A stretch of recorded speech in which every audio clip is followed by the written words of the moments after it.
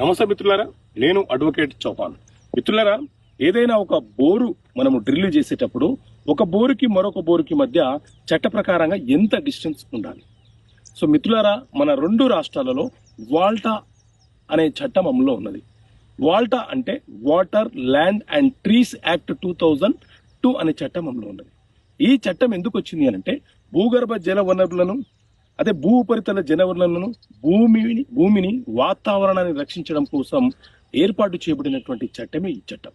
ఈ చట్టంలోని సెక్షన్ 10 ప్రకారంగా ఒక బోరు నుంచి మరొక బోరు లేకపోతే ఒక బావి నుంచి మరొక బావి మధ్య డిస్టెన్స్ అనేది 250 మీటర్లు మాత్రమే ఉండాలి.